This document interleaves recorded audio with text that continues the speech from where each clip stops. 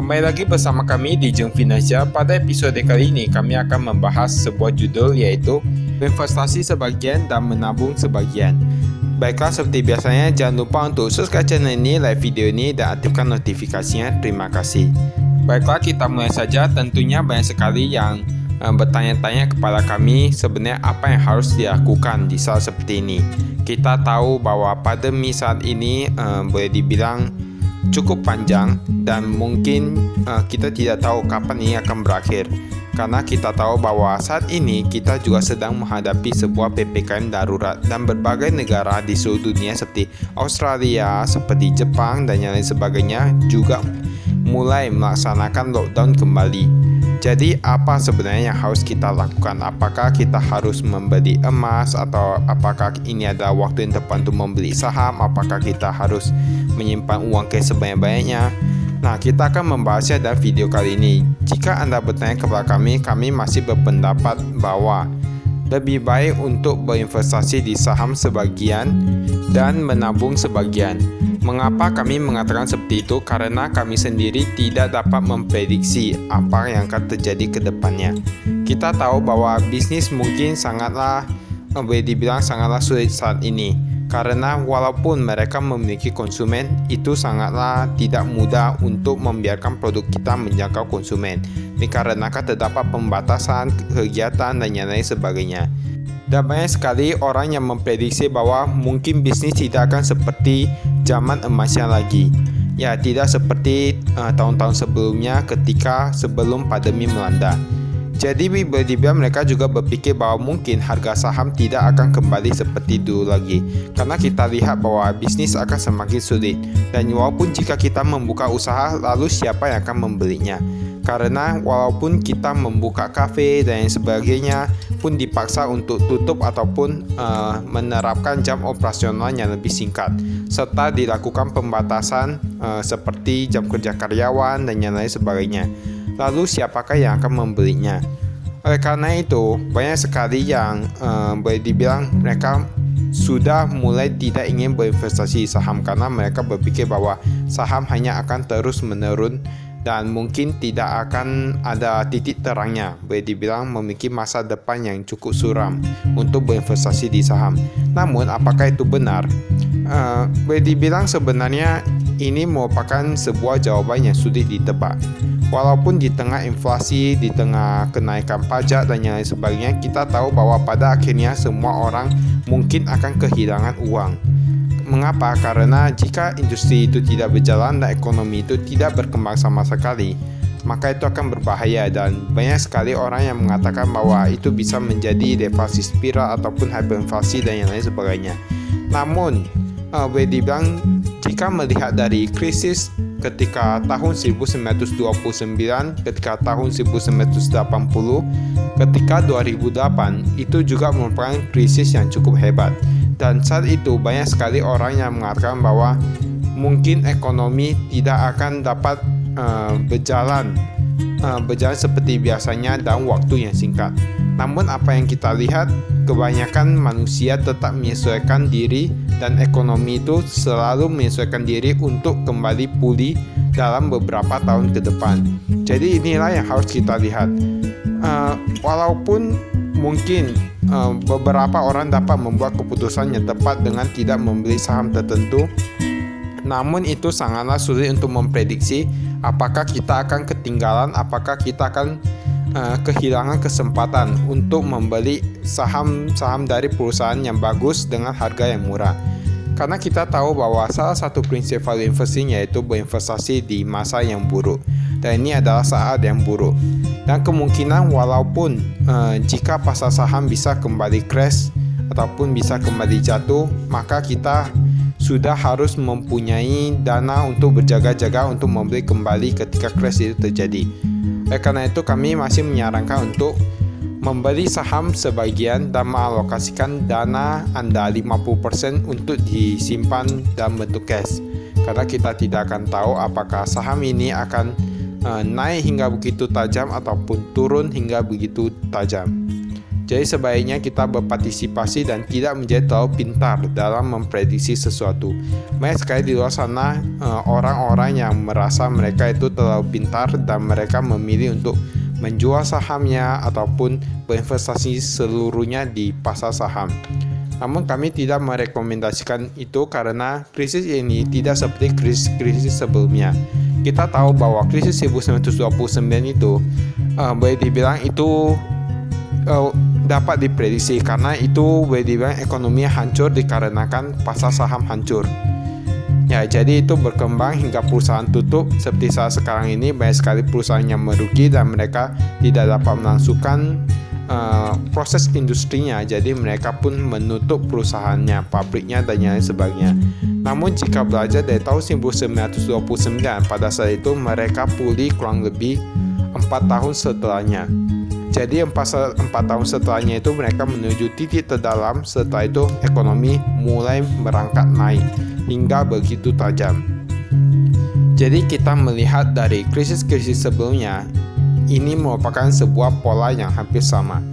Jadi kami berdibilang tidak merekomendasikan untuk tidak membeli di pasar saham saat ini ataupun menjual seluruhnya di pasar saham saat ini. Kita tahu bahwa harga saham saat ini banyak juga perusahaan yang sudah mulai undervalue. Seperti portofolio kami ada membeli saham Koko, EPA, HRTA, Toys dan WG.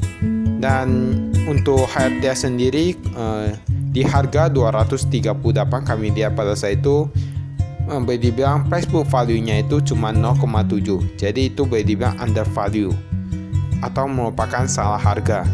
Dan untuk saham seperti Toys sendiri itu lebih kecil, yaitu berada di kisaran 0,4.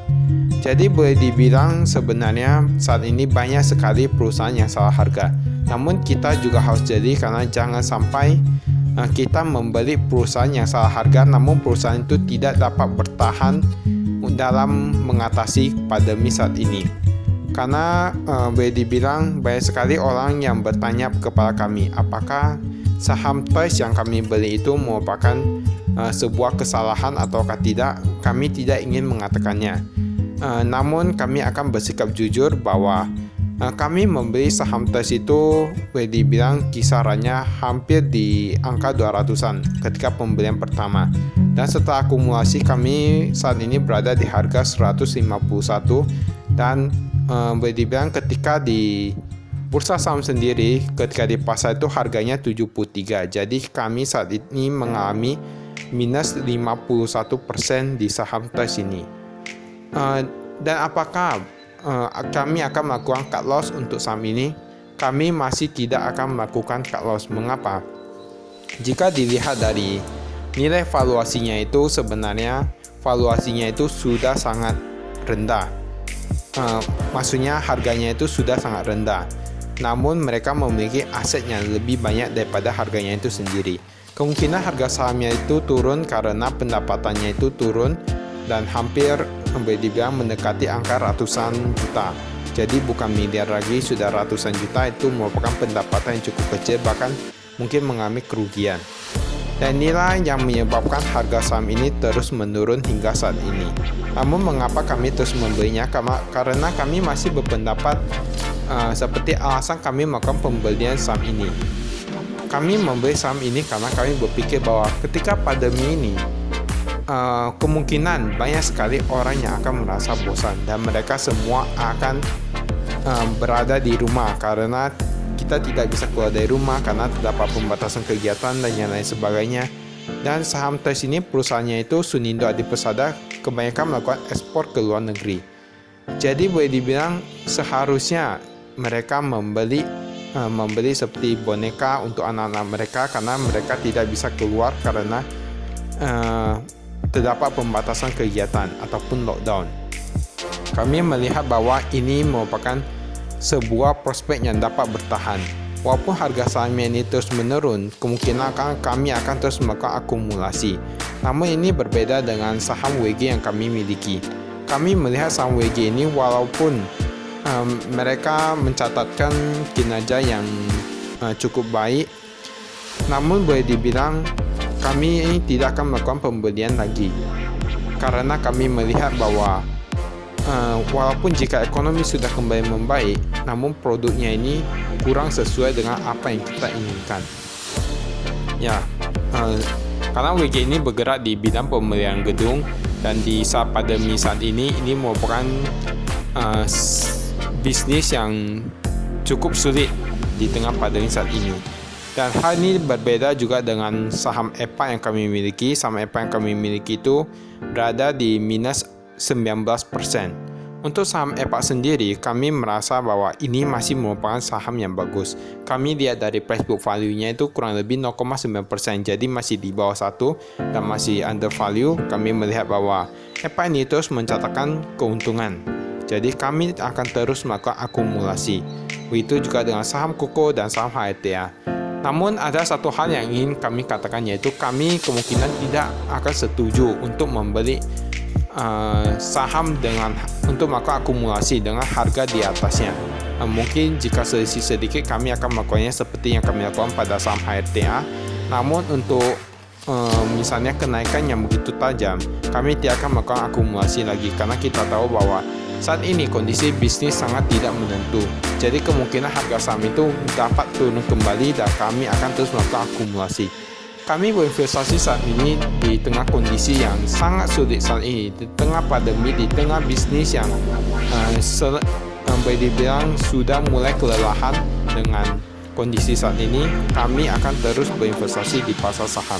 Namun kami masih akan mengalokasikan dana kami sebesar 50% di pasar saham ini dan 50% dalam bentuk cash untuk berjaga-jaga jika terdapat crash selanjutnya di pasar saham. Dan ada juga yang berpendapat bahwa ini bukanlah saat yang tepat untuk berinvestasi. Namun, kami ingin mengatakan bahwa kesempatan seperti ini tidak akan datang kedua kalinya. Kita tidak akan tahu bagaimana perekonomian selanjutnya. Mungkin untuk beberapa tahun ini, mungkin ekonomi akan terus memburuk ataupun dalam kondisi stagnan. Namun, bagi kami melihat bahwa masa depan ekonomi itu tidak akan terus berada dalam kondisi seperti ini. Karena ini memiliki sebuah pola di mana ketika setelah mengalami resesi ataupun stagnan, kemungkinan besar negara akan terus berupaya untuk meningkatkan kualitas dari pendapatan ekonomi, pertumbuhan ekonomi, dan yang lain sebagainya. Jadi kami akan terus berinvestasi saham, namun tetap menggunakan sebagian dana yang kami miliki. Dan ada satu hal yang ingin kami sampaikan, yaitu jika Anda memiliki sumber pendapatan lain ataupun Anda memiliki pekerjaan tetap, kami tidak merekomendasikan Anda untuk keluar dari pekerjaan Anda, karena kita tahu bahwa ini adalah masa yang sulit. Mungkin untuk beberapa tahun selanjutnya itu akan menjadi lebih sulit lagi. Jadi sebaiknya kita mulai menghemat dan mulai menginvestasi, namun tetap berjaga-jaga dan tetap berusaha untuk mengurangi resiko yang mungkin dapat terjadi.